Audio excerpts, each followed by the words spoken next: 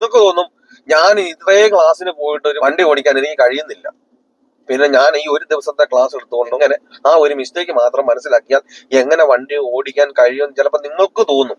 സാറിന് തോന്നിയിട്ടില്ല സാറേ? എത്ര സമയമായി നമ്മൾ ഈ വണ്ടി പ്രാക്ടീസ് ചെയ്യാൻ തുടങ്ങിയിട്ട്? അപ്പൊ സാറിന് രാവിലെ വന്നപ്പോഴും തോന്നുന്നു ഓടിക്കാൻ പറ്റും തോന്നിയായിരുന്നു? പലരും പറയാനുണ്ട് പ്രായം ആയി കഴിഞ്ഞാൽ ഇനി വണ്ടി ഓടിക്കാൻ പറ്റത്തില്ല. സാറിന് ഇപ്പൊ എത്ര വയസ്സുണ്ട്? 73 വയസ്സുള്ള ആളാണ് ഈ വണ്ടി ഓടിക്കുന്നത് ഈ വളവുകളിലൂടെ.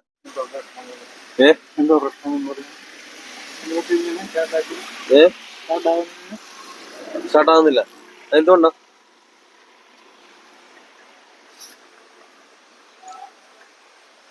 ഒരു വണ്ടി കയറി നിന്നിട്ടേ എന്തൊക്കെ ചെയ്തിട്ടാ ഒരു വണ്ടി എടുക്കുന്നത്? ഇതുവരെ സാറിനെ പഠിപ്പിച്ചെങ്ങനെ വണ്ടി എടുക്കുന്നത് വരെ എന്തൊക്കെ ചെയ്താ ഇതുവരെ എടുത്തോണ്ടിരുന്നത്? നമ്മള് സീറ്റ് ഗിയർ ഡോർ അടയ്ക്കുക. ഡോർ അടച്ചിട്ട് കഴിഞ്ഞിട്ടൊന്ന് പിന്നെ നമ്മള് സീറ്റ് കറക്റ്റ് ചെയ്യുക. പിന്നെ മിറർ, പിന്നെ ബെൽറ്റ് ഇടുക. പിന്നെ വണ്ടി മോട്ടറാക്കി പിന്നെ സ്റ്റാർട്ടാക്കുക. പിന്നെ ഹാൻഡ് ബ്രേക്ക് റിലീസ് ചെയ്യുക. പിന്നെ ആക്സിലേറ്റർ കൊടുത്ത് എടുക്കുക. അങ്ങനെ ചെയ്തോണ്ടിരുന്നത് അല്ലേ? അങ്ങനെ പറഞ്ഞു തന്നെ ഇറങ്ങി. നമസ്കാരം, പുതിയൊരു വീഡിയോയിലേക്ക് സ്വാഗതം. ഇതുപോലെ വളവുകള്, കയറ്റം, അതുപോലെ ഇറക്കങ്ങൾ, അതോടുകൂടിയ വളവുകൾ, ഇങ്ങനെയുള്ള പ്രശ്നത്തിലൂടെ വാഹനം ഓടിക്കുവാൻ നിങ്ങൾക്കും പ്രയാസമാണ്. ഇന്ന് ക്ലാസ് നടക്കുന്നത് ഈ സ്ഥലത്തിന്റെ പേര് സാറേ? വടശ്ശേരിക്കര. ഏതാ ജില്ല? പത്തനംതിട്ട ജില്ല വടശ്ശേരിക്കര. നമ്മുടെ സ്ഥലത്തിന്റെ പേരെന്താ? അരീക്കക്കാവ് ഇല്ലേ?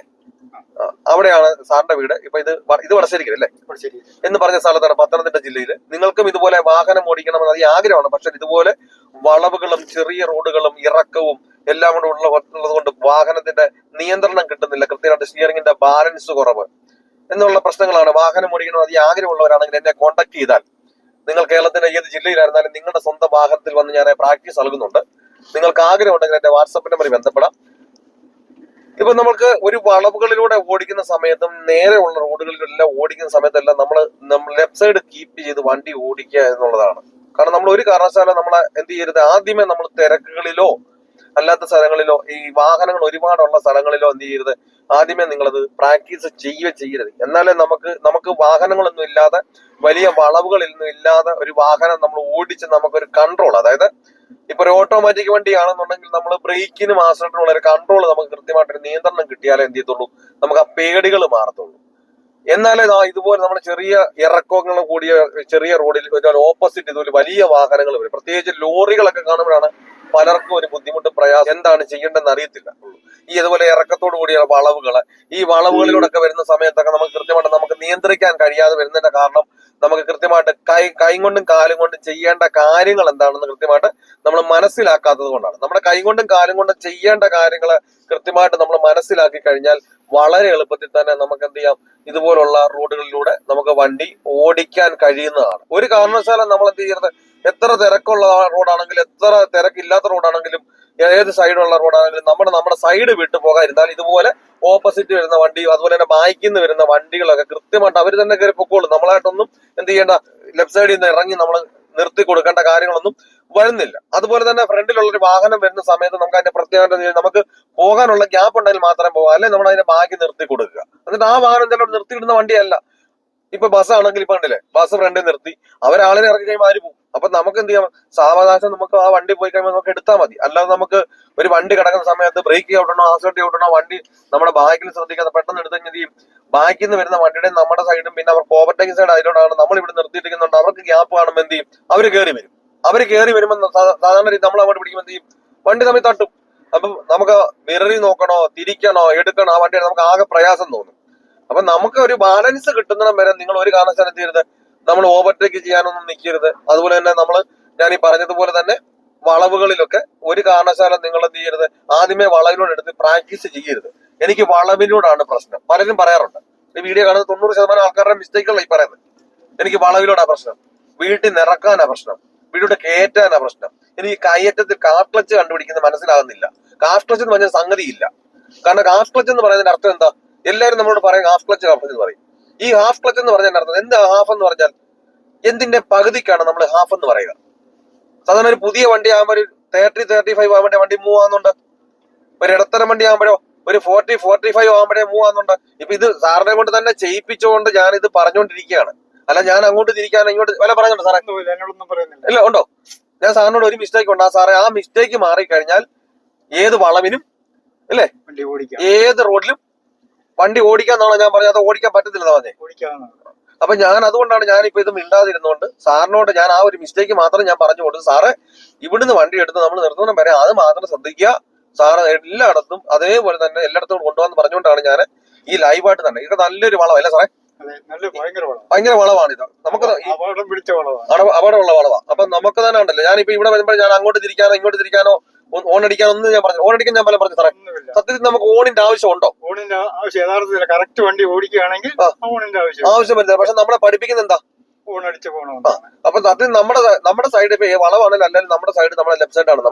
നമ്മൾ ചെയ്യേണ്ട കാര്യങ്ങൾ ശ്രദ്ധിച്ച് ചെയ്ത് കഴിഞ്ഞാൽ ഓൺ അടിക്കേണ്ട കാര്യങ്ങളെ വരുന്നില്ല.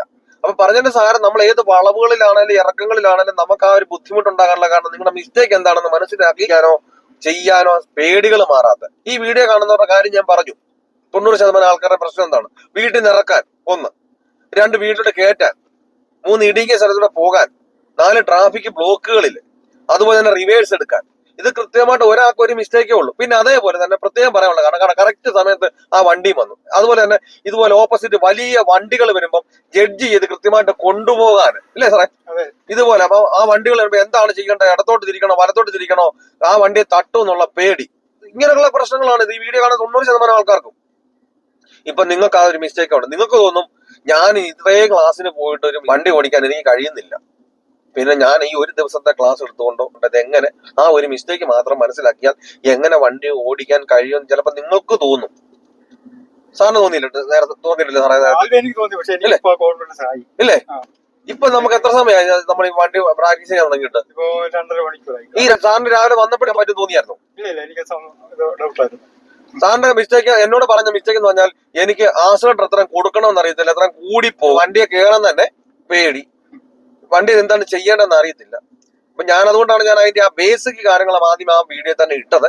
സാറിന് ഇതുവരെ ചെയ്തുകൊണ്ടിരുന്നത് എന്താണെന്നും അത് ചെയ്താൽ നിങ്ങൾക്ക് ആ വീഡിയോ കാണുന്നവർക്ക് ഈ കാര്യങ്ങളൊക്കെ അറിയാൻ തുടങ്ങി. നിങ്ങൾക്ക് ആ ബേസിക് ആദ്യം കയറി നിന്ന് എടുക്കാൻ സാറിനോട് പറഞ്ഞ കാര്യങ്ങൾ കേൾക്കുമ്പോൾ നിങ്ങൾക്ക് മനസ്സിലാകും സാറിന് എത്രത്തോളം വണ്ടി ഓടിക്കാൻ അറിയാവുന്ന ആളായിരുന്നു, ആ വണ്ടിയിൽ എന്തൊക്കെ കയറി ചെയ്യുമായിരുന്നു, നിങ്ങൾക്ക് അത് മനസ്സിലാകും.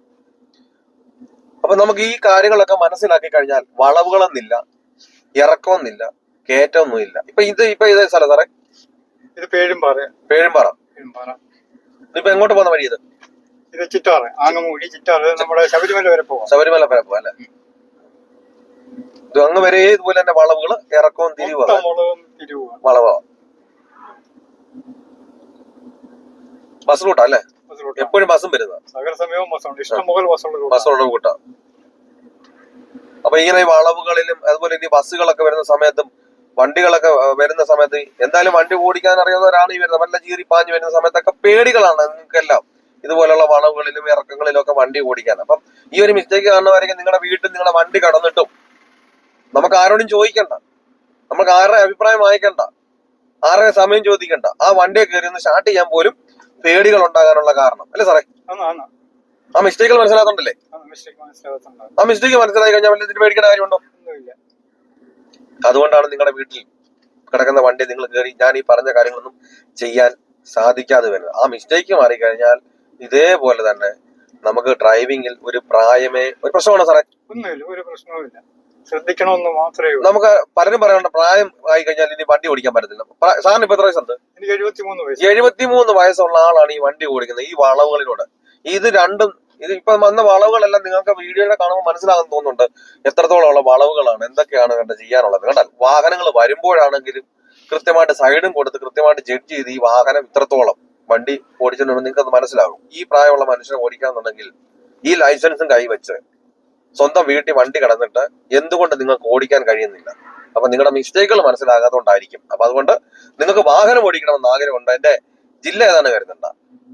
പലരും വിളിക്കുമ്പോൾ ചോദിക്കാറുണ്ട് എന്റെ ജില്ലയിൽ വരുന്ന നിങ്ങൾ പൂർണ്ണമായിട്ട് ആ വീഡിയോ കേൾക്കണം. ഒരാളുടെ നമ്പർ കണ്ടോണ്ടോ കാര്യങ്ങൾ കേട്ടോണ്ടോ നിങ്ങൾ ഒരാളെ വിളിക്കരുത്, എന്നിട്ട് ചോദിക്കരുത് എന്താന്ന്. നിങ്ങൾ ആ വീഡിയോ പൂർണ്ണമായിട്ട് കേൾക്കണം. എന്താണ് ആ വീഡിയോയിൽ പറയുന്നത്?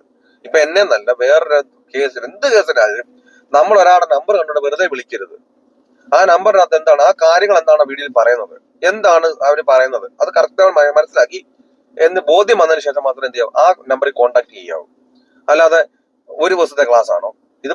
വീഡിയോയിലെല്ലാം പറയുന്നുണ്ട് നമ്മൾ വൺ ഡേ ട്രെയിനിങ് ആണ്, ഏത് ജില്ലയിലും വരും. എന്നിട്ട് ചോദിക്കും ഞങ്ങളുടെ ജില്ലയിൽ വരും, അത് അത്രയും ദൂരമല്ലേ എന്ന് ചോദിക്കാറുണ്ട്. ഞാൻ അത് പറയാനുള്ള കാരണം, നിങ്ങൾ കേരളത്തിന്റെ തിരുവനന്തപുരം മുതൽ കാസർഗോഡ് വരെയുള്ള ജില്ലകളുടെ ഇടയിലുള്ള ഏത് ജില്ലയിലായിരുന്നാലും നിങ്ങൾ കേരളത്തിലാണോ നിങ്ങളുടെ സ്വന്തം വാഹനത്തിൽ വന്ന് ഞാൻ ആ പ്രാക്ടീസ് നൽകുന്നുണ്ട്. നിങ്ങൾക്ക് ആഗ്രഹം ഉണ്ടെങ്കിൽ കോൺടാക്ട് ചെയ്യാം. ഈ സ്ഥലം ഏതാ സാറേ? ഇത് പേഴുമ്പാറയാണ്. പേഴുമ്പാറ ജംഗ്ഷൻ ആവും അല്ലേ?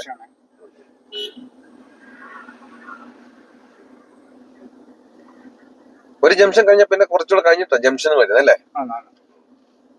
അടുപ്പിച്ചടുപ്പിച്ച് തിരക്കുകളില്ല അല്ലേ? ഇതൊക്കെ ഈ ജംഗ്ഷനെ കടന്നു വേണം നമുക്ക് എവിടെയെങ്കിലും നമുക്ക് പോകാനും ഒക്കെ അല്ലേ? നമ്മുടെ വീട്ടിലോട്ട് പോകാനാന്നല്ലേ നമുക്ക് എങ്ങോട്ട് പോകണമെങ്കിൽ അല്ലേ?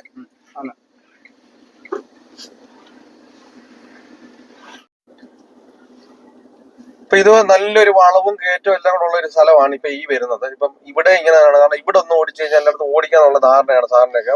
അപ്പൊ അതുകൊണ്ടാണ് ഇതുവഴി വന്നത്. ഇപ്പൊ ഇവിടെ ആ ഒരു മിസ്റ്റേക്ക് ഉള്ളൂ എന്ന് അറിയാൻ വേണ്ടിയിട്ടാണ്. ഈ സ്ഥലത്തിന്റെ പേര് സാറേ? ഇത് മണിയാറ്. മണിയാറ്. ഇത് മണിയാറ് പാലം അല്ലേ? മണിയാറ്. പിന്നെ ടൂറിസ്റ്റ് കേന്ദ്രം ഏരിയത്തെ ടൂറിസ്റ്റ് കേന്ദ്രം വരാൻ പോകുന്ന സ്ഥലമാണ് അല്ലേ? ഓക്കെ. അപ്പൊ ഈ മണിയാറെന്ന് പറഞ്ഞ സ്ഥലം നല്ല കയറ്റവും വളവുമാണ്. അപ്പം ഈ ഒരു കയറ്റവും വളവും അത് തന്നെയാണോ മിസ്റ്റേക്ക് എന്ന് അറിയാൻ വേണ്ടിയിട്ടാണ് ഇങ്ങോട്ട് വന്നത്. ഇപ്പൊ ഈ ഒരു റോഡ് ഇവിടെ തന്നെ ഇങ്ങനെ ഓടിക്കുന്നത് കണ്ടില്ല. ഞാനിപ്പോ ഇവിടെ വരുമ്പോഴും ഒന്നും ഞാൻ പറയുന്നില്ല. ഇപ്പൊ ശരിയാ സാറ് പറഞ്ഞ തന്നെ നല്ല വളവും നല്ല കയറ്റമാണ്. ഇവിടെ ഉള്ളവർക്കൊക്കെ അറിയാൻ പറ്റും നല്ല കയറ്റവും വളവും ഒക്കെ ഉള്ള കാര്യങ്ങൾ. തിരിഞ്ഞു മറിഞ്ഞ് കിടക്കും സാറേ. തിരിഞ്ഞും മറിഞ്ഞും അങ്ങോട്ടും ഇങ്ങോട്ടും കിടക്കുവാണ്. അങ്ങോട്ടും ഇങ്ങോട്ടും ലെഫ്റ്റും റൈറ്റും എല്ലാം നല്ല എയർപിന് വളവ് പോലാണ് കണ്ടാ. എയർപിൻ വളവെന്ന് വേണം പറയാം അല്ലേ? അതുപോലത്തെ വളവ് അല്ലേ? വളവും കയറ്റവും ഇല്ലേ? ഇവിടെ വരുമ്പോ ഞാൻ വേറെ സാറിനൊന്നും പറഞ്ഞില്ല, അത്ര തിരിക്കാനൊന്നും ഞാൻ പറഞ്ഞില്ല. പറഞ്ഞിട്ടുണ്ടോ സാറേ? ഒന്നും പറയുന്നില്ല. ആ ഒരു മിസ്റ്റേക്കേ ഉള്ളു കേട്ടോ. ആ ഒരു മിസ്റ്റേക്ക് മാത്രം മാറിയാൽ എല്ലായിടത്തൂടെയും ഓടിക്കാം. അപ്പൊ അതിന് തെളിവിന് വേണ്ടിയിട്ടാണ്. അപ്പൊ നമുക്കെല്ലാം ഒരു തെറ്റിദ്ധാരണ കാണും, ഇന്നടത്തോട് ഓടിച്ചാൽ ഇന്നടത്തോട് ഓടിക്കാൻ പറ്റും, എന്നാൽ ഇവിടെ എങ്ങനെ ഒന്ന് ഓടിക്കാൻ പറ്റും. അപ്പൊ അതുകൊണ്ടാണ് സാർ പറഞ്ഞുകൊണ്ട് ഇതൊരു നല്ലൊരു കയറ്റവും വളവും ഉണ്ട്. അപ്പൊ അതുകൊണ്ടാണ് ഇങ്ങനെ ഈ ഒരു ഇതിലാണ് പറഞ്ഞത്. കഴിഞ്ഞ സാർ വളവ് ഇല്ല, ഇനിയുണ്ട്. മൊത്തം വളവാ. അപ്പൊ നമുക്കത് വീട്ടിലൂടെ തന്നെ കാണാം. അത് നല്ല കംപ്ലീറ്റ് വളവാ. കംപ്ലീറ്റ് വളവുകൾ നേരെ അല്ലേ? അങ്ങോട്ട് പോയി കഴിഞ്ഞേ ഉള്ളൂ. ഇത് നേരെ അങ്ങോട്ട് പോകുന്ന വഴിയാ? ചിറ്റാർ വഴി ശബരിമലയ്ക്ക് വഴി അല്ലേ? ഓക്കെ. അപ്പൊ ഇതാണ്ട് തിരിഞ്ഞു മറിഞ്ഞും വളവുണ്ട്. ഒരു നിരപ്പ് വന്നിട്ടുണ്ട് ഇപ്പൊ ഇല്ലേ?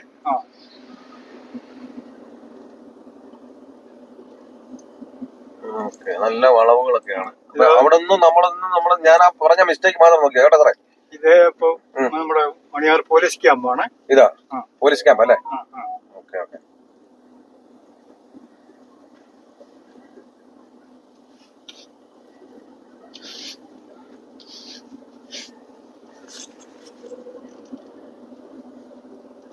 തിരിഞ്ഞും മറിഞ്ഞുള്ള വളവുകൾ.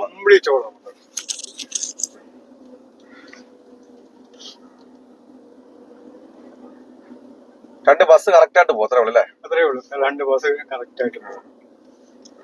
ഇവിടെ വന്നപ്പോഴൊന്നും ആ വണ്ടി വന്നപ്പോഴൊന്നും ഞാനൊന്നും പറയുന്നില്ല. സാറിനോട് ആ ഒരു മിസ്റ്റേക്ക് പറഞ്ഞു. അപ്പൊ അത് നമുക്ക് ചെക്ക് ചെയ്തുകൊണ്ടിരിക്കുകയാണ്.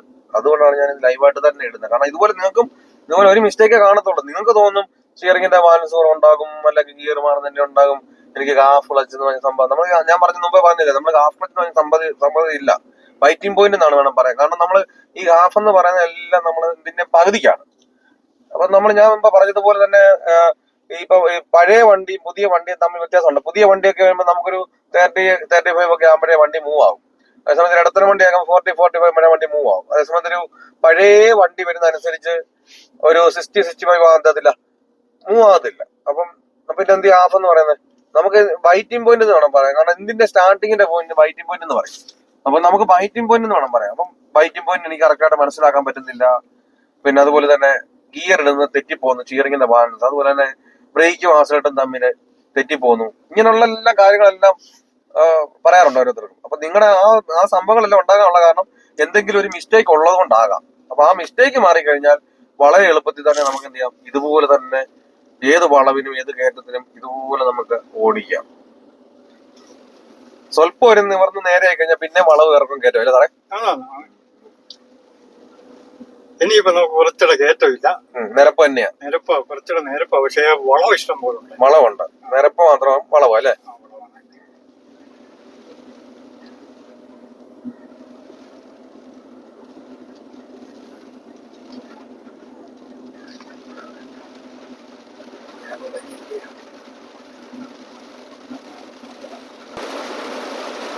നല്ലൊരു മഴയും കിട്ടിയിട്ടുണ്ട്.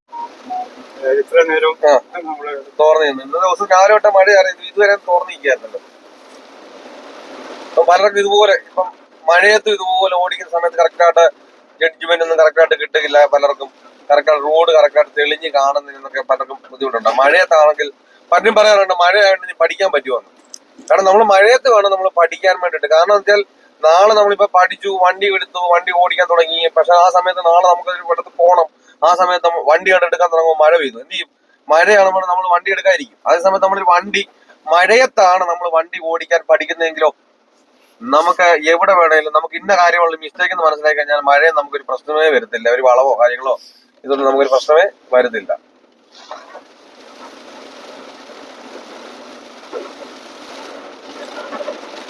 സാറ് പറഞ്ഞാൽ നിരപ്പിൽ നല്ല വളവ് ഇറക്കും അല്ലേ? നല്ല വളവും നല്ല വളമാണ്. ഇനി അങ്ങോട്ട് വളമാണ്, ഇത് മൊത്തം ഫുള്ള് വളവ് അല്ലേ?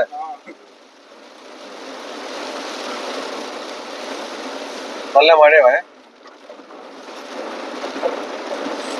ഗ്ലാസ് കാണാൻ പറ്റാത്ത രീതിയിലുള്ള മഴയാണ്. നമ്മുടെ ക്യാമറയുടെ ഇതുകൊണ്ട് നിങ്ങൾക്ക് തോന്നുന്നു അതിന്റെ വെളിച്ചം ഉണ്ടെന്ന് തോന്നുന്നു. പക്ഷെ നല്ല മഴയായ കാരണത്താല് ഗ്ലാസ് പോലും മങ്ങിയിരിക്കുകയാണ്. അപ്പൊ നമ്മൾ ഈ ഗ്ലാസ്സിലൊക്കെ മങ്ങല് വരുന്ന സമയത്ത് നമ്മൾ എന്താ ചെയ്യേണ്ടതെന്ന് ചോദിച്ചു കഴിഞ്ഞാൽ, ഇത് കണ്ടില്ലേ, നമ്മൾ ഈ ഒരു ഭാഗം കൃത്യമായിട്ട് എന്ത് ചെയ്യണം? ഈ എ സിയുടെ ഒരു ഭാഗം ഇത് കണ്ടില്ലേ, ഈ ഒരു ഭാഗം നമ്മൾ ഇത് ഓൺ ആക്കി ഇട്ടേക്കുക. ഇത് ഓൺ ആക്കി ഇട്ട് കഴിഞ്ഞിട്ട് നമ്മൾ ഇത് ഫുള്ളായിട്ട് എ സി അങ്ങ് ഇടുക. ഇട്ട് കഴിഞ്ഞാൽ നമുക്ക് അവിടെ തെളിഞ്ഞ് കിട്ടും. അപ്പൊ നമുക്ക് കൃത്യമായിട്ട് അവിടെ എന്ത് ചെയ്യും? കേട്ടാ, ഒരുമാതിരി തെളിച്ചം വരും. ആ തെളിച്ചം വന്നു കഴിയുമ്പോൾ കേട്ടാ നമുക്ക് ഗ്ലാസ്സിന് ആ ഒരു മൂടൊക്കെ പതുക്കെ മാറി നല്ല ഇതാണ്. അതായിട്ട് ഇപ്പൊ നമ്മൾ ലെഫ്റ്റോട്ടുള്ള വളമാണെങ്കിലും റൈറ്റോട്ടുള്ള വളമാണെങ്കിലും ഓണിലല്ല അവിടെ കാര്യമാണ് സാറേ. ഓണിലൊന്നും നമുക്കൊരു കാര്യമില്ല. ഞാൻ ആ സാറിനോട് ആ മിസ്റ്റേക്ക് പറഞ്ഞു കൊടുത്തു.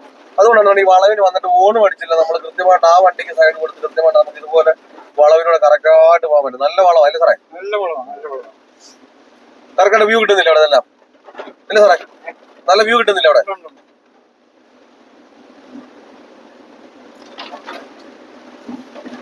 പിന്നെ അതുപോലെ തന്നെ നമുക്ക് കണ്ട നമ്മുടെ ഈ ഭാഗത്ത് എന്തെങ്കിലും കല്ല് കിടക്കണം, നമ്മൾ ആദ്യം ഇവിടുന്ന് ഇത്ര നമുക്ക് കണ്ടു. നമ്മൾ ആദ്യമേ മിററിൽ നോക്കണം, റൈറ്റ് സൈഡ് ബാക്കിൽ നിന്ന് വണ്ടി വരുന്നുണ്ടോ, എന്നിട്ട് വേണം നമ്മൾ ആ സൈഡിലോട്ട് ചേരാൻ വേണ്ടിയിട്ട്. അല്ലാതെ നമ്മള് ഒരു കാരണവശാലും നമ്മൾ മിററിലോട്ട് നോക്കാതെ തീരുന്നത് ഈ ഭാഗത്തോട്ട് പിടിക്കരുത്. അപ്പൊ അവിടുന്ന് വണ്ടി കണ്ടിട്ട് പെട്ടെന്ന് നമ്മൾ ഇങ്ങോട്ട് പിടിക്കരുത്. നമ്മുടെ ഇവിടോട്ട് കയറിയതിന് ശേഷം മാത്രം, പാസ്സായതിനു ശേഷം മാത്രമേ ഇങ്ങോട്ട് വരാവൂ. അല്ല അവിടുന്ന് ഒരു വണ്ടി വരുന്ന കണ്ടോണ്ട് ഇങ്ങോട്ട് പിടിക്കരുത് കേട്ടോ.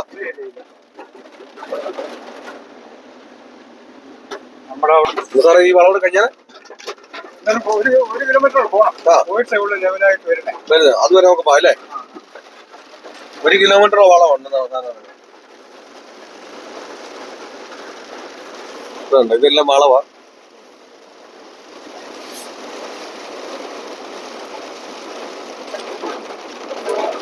ഒരു കിലോമീറ്റർ കഴിഞ്ഞാൽ പിന്നെ നമ്മൾ വന്നേരത്തിന് വലിയ വളവില്ല അല്ലേ? പിന്നെ അത് 1 കിലോമീറ്റർ കഴിയുമ്പോ പിന്നെ കുറെ പിന്നെ നൂർന്ന് പോകും. അത് കഴിഞ്ഞിട്ട് പിന്നെയും വളവാണ്. ചിറ്റാറിന്റെ ഓട്ട അങ്ങ് വരെയും. ജംഗ്ഷൻ ആണല്ലേ ആ സ്ഥലം? ഇത് പടയനിപ്പാറ എന്ന് പറയും. പടയനിപ്പാറ നമുക്ക് ലെഫ്റ്റ് അല്ലേ? അത് നമ്മൾ ലെഫ്റ്റ് ചിറ്റാറിന്. ഓക്കെ. നേരെ പോകുന്ന വഴി അങ്ങോട്ട് പോകുന്ന വഴിയാ? അത് കൊടുമുടി എന്ന് പറയും. കൊടുമുടി. ഇതുപോലൊക്കെ എസ് വളവ് പോലെ ഒരു വളവാ.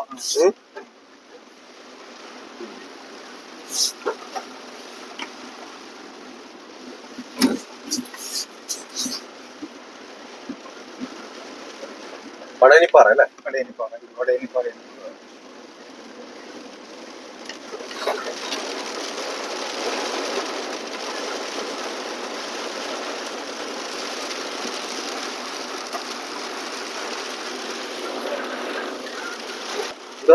കംപ്ലീറ്റ് വളവായി റോഡ്. ഈ റോഡ് അല്ലേ?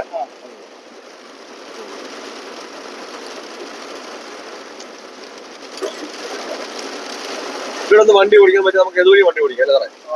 ഓടിക്കാം.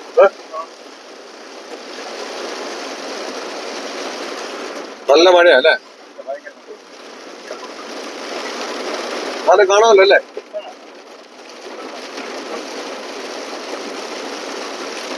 നമ്മൾ ആ സാധനം ഇട്ടേക്കുന്നുണ്ടാ, അല്ലെന്നുണ്ടെങ്കിൽ ഗ്ലാസ് എല്ലാം ഇതാകും. ഇവിടുന്ന് ഓരോ ഫംഗ്ഷൻ ഇതൊന്ന് മാറ്റി കൊടുക്കണം. ഇതൊന്ന് മാറ്റി കൊടുത്ത് നോക്കണം. ഇത് കറക്റ്റായിട്ടുള്ള മാറ്റി കൊടുത്തു കഴിയുമ്പോൾ നമുക്ക് ആ കറക്റ്റായിട്ടുള്ള ഗ്ലാസ്സിലേക്ക് കിട്ടുന്നതുകൊണ്ടാണ് ഇത്ര നമുക്ക് ആ ഒരു വിഷ്വൽ കിട്ടുന്നത്. കഴിയുമ്പോൾ എനിക്കൊന്ന് പറഞ്ഞു മനസ്സിലാക്കി തന്നെ. അതെ.